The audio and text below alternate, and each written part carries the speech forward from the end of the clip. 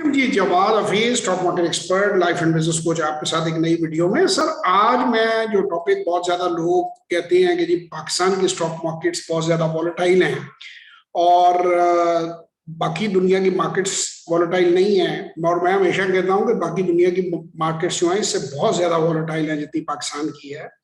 तो ये the news international की न्यूज है, अखबार की छपी हुई। US stock shed 9 trillion in 2022 as, ये यानी जो 9,000 अरब डॉलर जो है वो स्टॉक मार्केट जो है वो गिरी है अमेरिका की, और वो इस वक्त जो है 21.2% जो कि कंफर्म्ड रिसेशन होता है, S&P 500 जो है वो ड्रॉप कर चुके हैं, शेड कर चुके हैं।